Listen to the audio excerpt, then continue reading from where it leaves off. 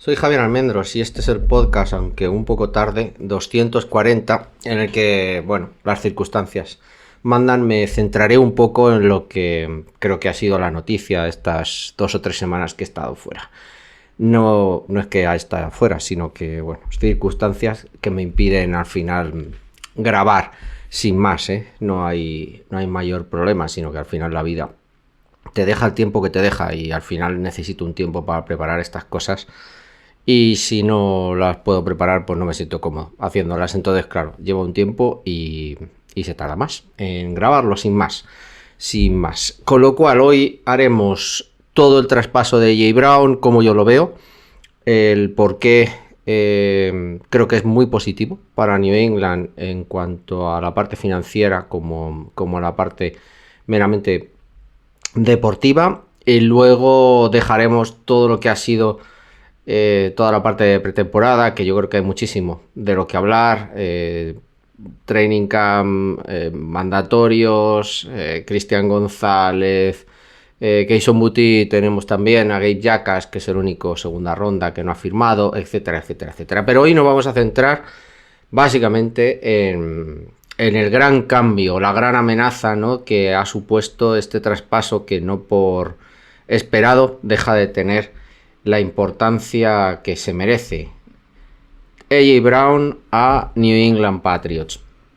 La situación se produjo muy rápidamente, aunque había rumores de que la NFL estaba intentando que se dilatara un poquito, ¿no?, para jugar un poco con los tiempos. Myles Garrett se traspasa también muy poquito antes y A.J. Brown también en el mismo día. Básicamente son traspasos de 1 de junio, en el que en el caso de Eagles limpiaban un poquito su impacto en el cap con problemas ya, como vimos, en la agencia libre, y con New England evidentemente cerrando un traspaso que era esperado y que llevaba hablándose durante muchísimo tiempo. Vamos un poco a la historia primero y luego a cómo se ha confirmado, ¿no?, este traspaso. Originalmente la petición, a pesar de que es un traspaso claramente forzado por el jugador, que demuestra una situación crítica, básicamente porque había considerado que el equipo había dejado de ser un equipo ganador, que el equipo estaba dejando de ser un equipo que pudiera dedicarse a jugar una Super Bowl y a ganarla, etcétera, y estaba bastante crítico, sobre todo por la parcela ofensiva. Parece que incluso mala situación con Jalen Hurts, y esta posición es forzada claramente por A.J. Brown, ¿no? La opción es clara desde ese punto de vista, la salida es evidente, y yo creo que se veía ya con todos los movimientos postemporada. Bueno, la firma de Mackay Lemon en el draft, Tavion Hicks, Hollywood Brown, incluso han traído una pléyade de receptores Filadelfia para suplir lo que evidentemente era una noticia a gritos, que solo faltaba por confirmar, que era la salida de A.J. Brown de Filadelfia. Pero eso no ha significado al final una degradación del traspaso por parte de Howie Roseman, que es un mago en este tipo de situaciones y en general jugando con los traspasos. La realidad es que estaba pidiendo una primera y una segunda.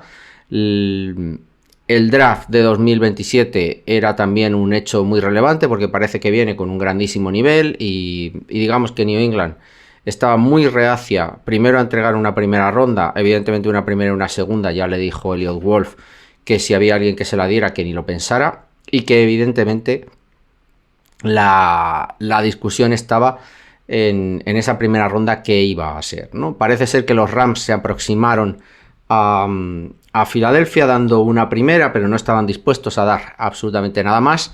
Luego ya se quitaron de en medio. Los Rams evidentemente han sido los que han dado una primera de 2027 por Myles Garrett y todavía cosas añadidas, con lo cual ya se estaba probablemente hablando directamente de una primera de 2028, que es en lo que se centró un poco la negociación y el resto de la compensación por parte de New England, que finalmente se ha quedado en una quinta. La quinta sí que será de 2027. Esa primera ronda al final ha sido un poco el cerrojo, ¿no? Por parte de Rosman, que evidentemente sabía que jugaba con cierta ventaja en cuanto al interés de New England, dado que a pesar de la situación que había forzado, como os he dicho, ¿no? El amigo Jay Brown todavía tenía cierta capacidad de negociación. Finalmente, primera ronda de 2028, dando un poco algo menos de valor. Cuando se da una ronda tan lejana, pues tiene, digamos, un poquito menos de valor que una ronda de 2027, más en este año, como os he dicho, en el que parece que el draft de 2027 viene muy muy potente, con lo cual hay muchísimo talento y esa primera ronda vale mucho más que a lo mejor una de este año, por ejemplo, de 2026. El traspaso se estuvo hablando en los prolegómenos del draft, pero bueno, se vio que había que esperar hasta junio. Esa primera ronda es un poco 2028 lo que se había estado hablando con la interposición también de Rams, y lo que quedaba era por cerrar el resto. Ese resto al final ha sido una quinta, como os he dicho, de 2027. Y el traspaso directamente así, sin Kayshon Boutte y sin nada añadido. Durante un tiempo incluso se habló de que iba a haber algún tipo de ronda extra, ¿no? Por parte de New England. Al final no. Primera y quinta, lo que da New England a Filadelfia por un jugador como A.J. Brown, que evidentemente, bueno, pues se ha hablado muchísimo de su comportamiento, se ha hablado muchísimo de su salida, de sus problemas físicos, incluso, bueno, lo que digamos dicen los analistas, básicamente, es que ha sido un problema de comportamiento, básicamente, de comportamiento en cuanto a motivación. Un jugador que evidentemente estaba tremendamente comprometido por ganar, que las mieles de haber ganado una Super Bowl hace unos años no le habían quitado para nada un ápice de su espíritu competitivo y quería seguir ganando. Y no consideraba que con Jalen Hurts o en este ataque de Filadelfia podía seguir ganando. Y por eso forzó la situación. Lo que acaban diciendo un poco los analistas en general, los que han estado visualizando tape del año pasado, es que básicamente es eso, es una falta de actitud, es una bajada de brazos, digamos, no está claro si forzada o no forzada, pero que todas esos drops, ¿no? De final de año, esa incapacidad, ¿no? para demostrar casi interés, con la famosa foto, ¿no? Leyendo un libro en el banquillo, bueno, todo eso venía un poco ya forzado porque él no consideraba que el equipo estuviera preparado, ¿no? para volver a ganar, y evidentemente él ha apostado por un equipo que él considera que está en esa ventana de volver a ganar. Y luego el tema de la rodilla. Los insiders que he leído, las propias referencias del equipo, la revisión médica evidentemente de New England, dan a entender que las rodillas de A.J. Brown están en una situación perfecta, y que no perfecta, digamos, dentro de lo que conlleva un jugador que ha tenido problemas de rodilla, pero que no le han limitado en el año anterior, volviendo otra vez a ser una temporada de 1000 yardas, pero probablemente una de sus temporadas más inferiores en cuanto a producción y en cuanto a rendimiento de lo que se había visto, ¿no? en estos años. Finalmente, todo esto, revisión médica, esta primera ronda de 2028 y quinta de 2027, más evidentemente el interés claro de volver a reunir Vrabel a uno de sus dos jugadores, yo creo, franquicia, que evidentemente con Kevin Byard son parte de aquella historia, ¿no? Uno en el ataque y otro en la defensa de aquel equipo que llega a la final de conferencia en la AFC,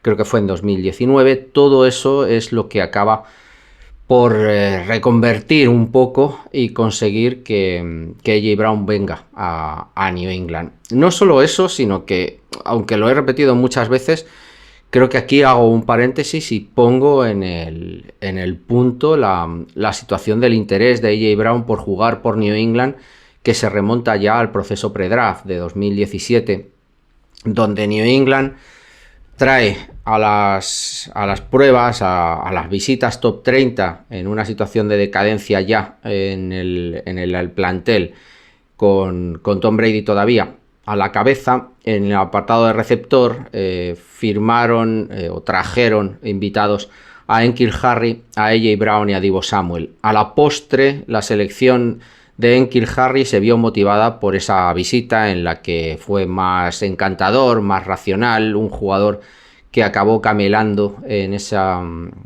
corto espacio a Belichick por encima de un A.J. Brown y Deebo Samuel que aunque tenían muchísimo interés por firmar por New England, se lo tomaron como algo más amigable, ¿no? Vinieron además los dos juntos, con lo cual el propio A.J. Brown reconoce Vrabel que el día que firma con Titans le dice que él quería haberse sido seleccionado por Nueva Inglaterra, diciéndole: Vrabel, al final te ha firmado Titans, o sea que eres un jugador de Titans. Esa situación, al final, después de estas, como os digo, 8 o 9 temporadas, finalmente acaban reconduciendo un interés por parte del jugador, y un interés que, aunque frustrado o por una elección incorrecta en el 2017, acaba también consolidando una necesidad en aquellos tiempos y una necesidad, creo, ahora, aunque la veremos al final del podcast. A.J. Brown quería jugar en New England, Mike Vrabel quería tener a A.J. Brown, A.J. Brown quiere venir a un equipo ganador, con lo cual todo ha hecho que este traspaso evidentemente se produzca, ¿no? Y el precio, como os he dicho, es relevante, pero evidentemente creo que tiene la importancia que tiene que tener. Es evidente, antes incluso de que nos metamos en la parcela económica, que es una apuesta por el ganar ya de New England, de aprovechar esta ventana que le va a dar Drake May con contrato rookie, empezando su tercera temporada, en la que probablemente ya podría ser renovado y en la que el precio de quarterback de primer nivel está en el entorno de los 60 millones, con estas renovaciones ya sobre todo de Mahomes, aunque Josh Allen, Barrow, etcétera, Stafford ya están en ese entorno, y evidentemente estos 40 o 50 millones extra que te va a dar de cap cada año hay que aprovecharlos, porque son dos años de ventana en los que creo que es imprescindible, ¿no?, apostar a ganador con un equipo que evidentemente ha llegado a una ventana ganadora mucho antes de lo que se le esperaba, y que hay que aprovechar evidentemente esa ventana con un quarterback que parece que se ha confirmado, ¿no?, que es franquicia después de la temporada pasada. Apuesta clara por continuar en el máximo, ¿no?, en el máximo rendimiento, ¿no?, que además yo creo que ya lo hablábamos, también se había dado cuenta Robert Kraft que ni 20 años de éxitos continuados le había hecho mantenerse en el foco, ¿no?, de los medios, cayendo un poco esa exposición a partidos irrelevantes a las 7 de la tarde y saliendo del prime time, ¿no?, con lo cual tuvo claro que o ganaba o volvía a la irrelevancia de cuando él cogió el equipo en los años 90. Entrando en el dinero, entrando en la parte de cap, New England consigue evidentemente un salario bastante asequible.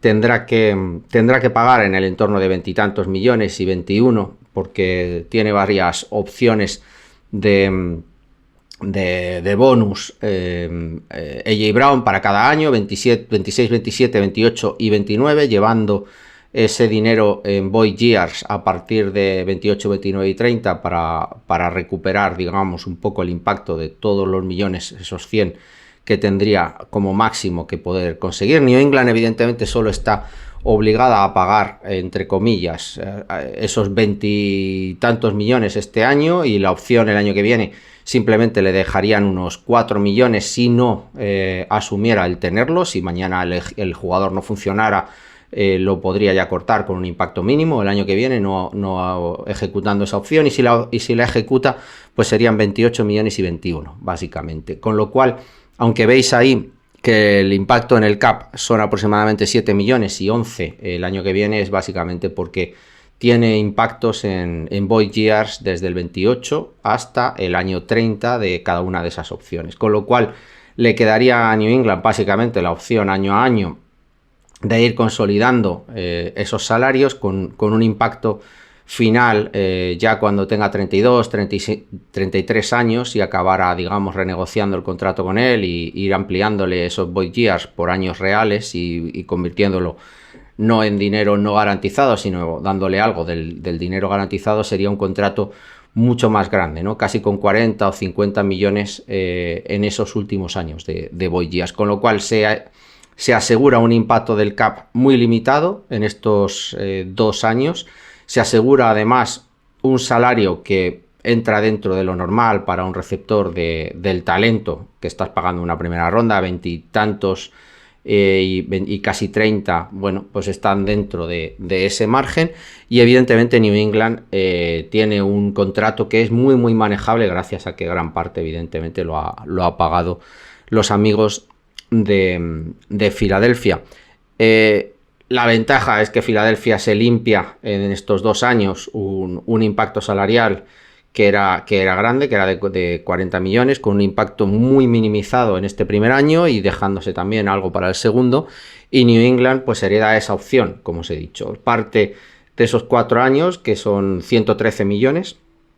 Esos 2 primeros años pagará, como os he dicho, aproximadamente unos 50 aproximadamente, y los otros 60 y tantos, como os he dicho, tiene más impacto en los años finales, no son garantizados, con lo cual esos 2 últimos años, ya con 32, 33 años, no tendría por qué ejecutar los 4 años extra que te dan esa seguridad de que lo puedes mantener, aunque son void years y tendrías que renegociar con él, pero te da, digamos, esa seguridad, ¿no?, de poder ir viendo, aunque realmente, como os he dicho, para mí tenemos que verlo como un traspaso por 2 años de un receptor prime, y evidentemente luego a partir de ahí ya veremos. Jugará con 29 esta temporada, no es un jugador muy viejo, llegó tremendamente joven a la liga, con lo cual por eso lleva esos 7-8 años jugando.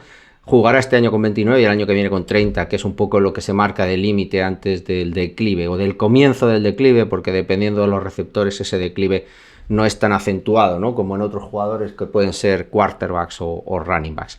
Así que New England tiene asegurado un receptor 1, una amenaza clara, profunda, una amenaza que te cambia un poco los esquemas de juego del equipo rival, una amenaza que llevábamos sin tener prácticamente desde que se nos fue Gronkowski por allá por el 2021, y una amenaza clara que te habilita muchas más opciones que luego vamos a ir, yo creo que viendo en el sistema ofensivo. ¿Qué es lo que te puede aportar? Evidentemente, en la historia está ahí, ¿no? Lleva todas las temporadas con 1000 yardas, de media 70-80 recepciones, producción en touchdowns, sin problemas graves de lesión, de perderse temporadas, aunque ha estado tocado con la rodilla. Es un jugador que sobre todo en Titans se perdía algún partido, pero es un jugador que evidentemente te va a dar, o debería darte, dentro de la expectativa con la que ha sido intercambiado, una temporada de más de 1000 yardas, 70-80 targets, cierta producción en la endzone, que luego veremos, y luego evidentemente un porcentaje elevado, ¿no?, de esos balones que se estaban repartiendo mucho, ¿no? Básicamente, sin compararlo, viene a suplir una producción equivalente a lo que vimos con Stefon Diggs, pero con el matiz de ser algo mucho más amplio y mucho más amenazante de lo que pudo ser Stefon Diggs el año pasado, ¿no?, con un juego más corto, intermedio, en una situación un tanto más de ataque a la parte zonal, de un juego, digamos, contra ciertos equipos, con producción en ciertos partidos y en otro no tan claro. Al contrario, ¿no?, el rol de A.J. Brown en Eagles ha sido principalmente de receptor abierto, prácticamente en un 70, un 80%, reduciéndose poco a poco en su carrera a roles más de posesión, que lo veis ahí, con rutas más hitch, rutas más cortas, de slants, desde el slot incluso, durante casi un 15-20% de sus rutas corridas en las últimas temporadas, con lo cual ese rol se ha aumentado, ha dejado de ser básicamente un único receptor abierto que te va a atacar en profundo, que te va a atacar rutas intermedias, a convertirse y a darte también esa parte de la posesión, sin olvidar que sigue teniendo, como dice la estadística que estáis viendo, sigue siendo una de cada 4 rutas verticales de atacar en profundo y de estirarte el campo en profundo. Una opción que hemos estado usando con Kayshon Boutte, básicamente en esas 2 roles, tanto el de posesión como el de rutas profundas y amenazas profundas, y que este año, evidentemente, AJ Brown te va a dar un extra sobre eso. La función de Kayshon Boutte no ganaba separación, al final era un poco la opción un poco de profundidad de New England, aunque usó en algún momento también a Kyle Williams en algún balón, aunque en menos porcentaje, e incluso a Mac Hollins, pero la opción de AJ Brown es clara, ¿no? Como una de las opciones abiertas y atacar en profundo y estirarte el campo, ¿no? Con una opción en 1 contra 1 que, como decía el propio, creo que Drake May el otro día, y si no alguien del equipo, que ya se convierte, que ya no son balones 50-50, ¿no? Sino que prácticamente son balones 100-0, porque es un jugador que te acaba convirtiendo muchísimos de esos balones en balones atrapados, ¿no? Y eso te abre y te estira muchísimo el campo, ya os digo, ¿no? Tanto en horizontal como en vertical. Con lo cual, ¿cuál es el rol? ¿Cuál es para lo que hemos traído a AJ Brown, ¿no? En cuanto a la producción, en cuanto al esquema, en cuanto a dónde lo van a poner. Para mí va a ser un jugador que juegue de receptor 1, como X puro, abierto, con un uso que no va a ser irrelevante, ya os digo, 15-20%, no lo discutamos en el...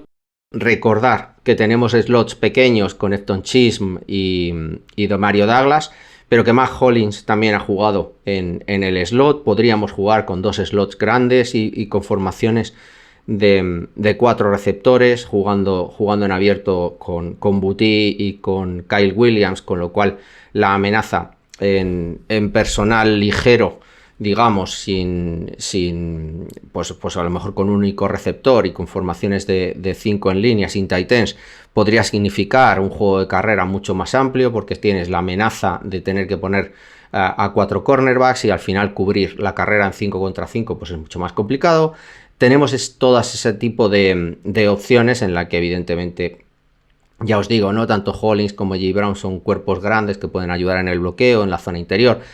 Se abren opciones que evidentemente no teníamos, pero el principal valor es ese, es la amenaza de un jugador que te va a extender y te va a estirar el campo, que te va a dar también esos balones de posesión que yo creo que el año pasado Stephon Diggs no nos daba y que falló en algún momento, sobre todo también por la parte, yo creo que más le cuesta, ¿no? A Drake May, que son esos balones en hits, en slants, en balones de release rápido, en el espacio, de anticipación, en esos pases cortos. Para mí es donde fallamos todavía, o falla más Drake May, o tiene más problemas Drake May, y creo que esa es otra de las partes, ¿no? Que tiene que empezar a ganar confianza y química este par, ¿no? Drake May con AJ Brown, porque esa situación de terceras y cuartas, esas slants en las que te va a tener esa seguridad de manos, ese poderío físico que evidentemente no teníamos, o que lo teníamos muy limitado, ¿no? Con Mac Hollins, pero que no podía cumplir esa función. Es otro tipo de receptor, evidentemente, que no depende tanto de la velocidad, que evidentemente parece que sí que la sigue teniendo, sino mucho más también del físico y de su route running.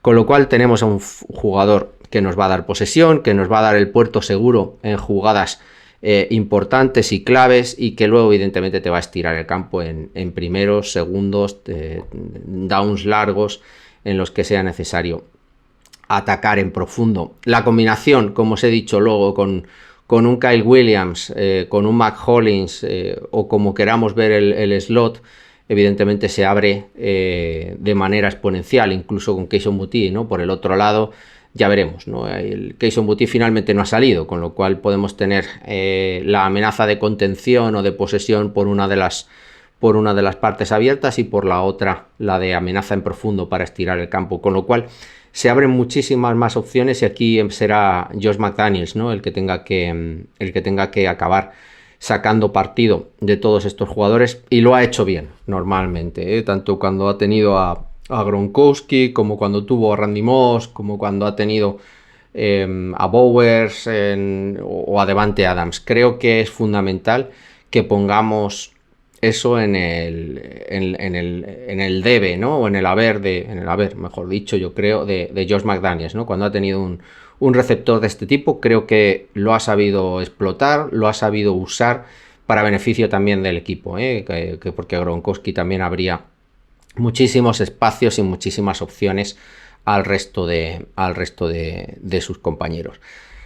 Con lo cual, resumiendo, tenemos un cuerpo de receptores en el que también está Romeo Doubs, que normalmente puede partir desde el slot, lo puedes poner en abierto, te puede atacar en profundo, te puede atacar en corto de posesión.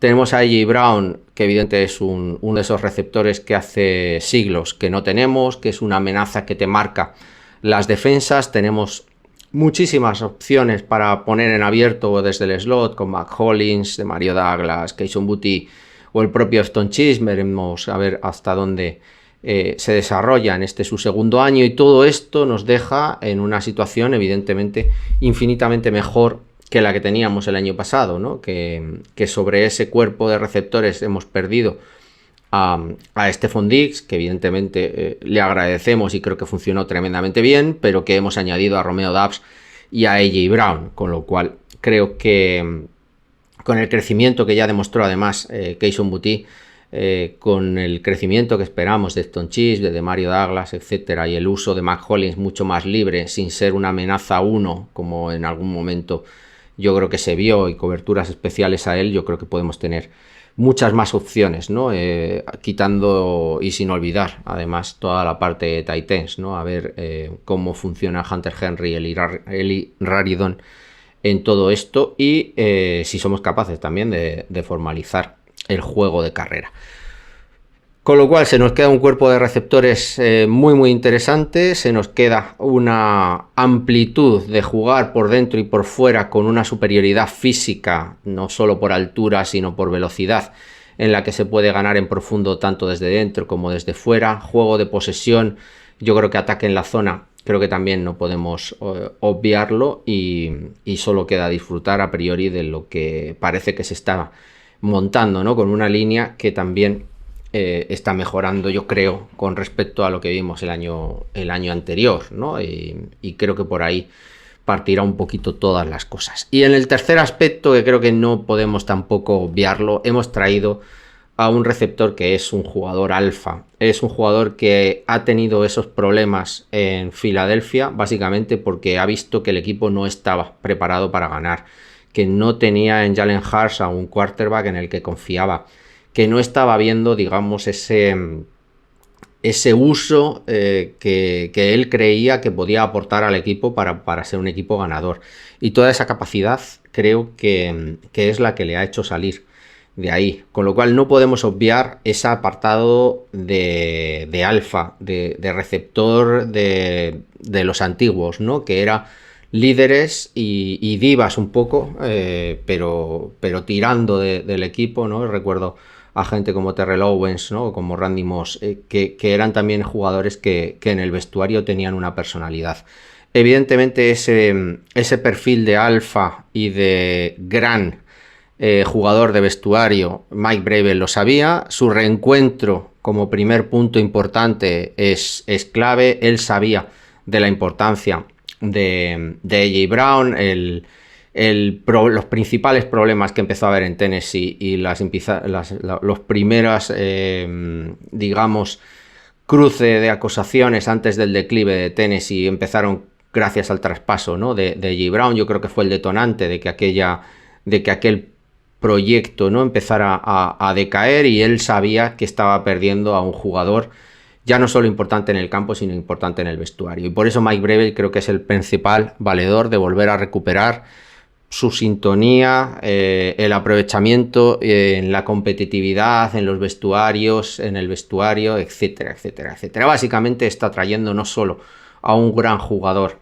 de producción en el campo, sino que está trayendo a alguien que es un ganador, que va a revolucionar y va a poner la pimienta en el vestuario y que va a ser un jugador competitivo en los entrenamientos. Y eso Mike Brevin lo sabe y por eso hay ese plus, ¿no? Un poco de pagar.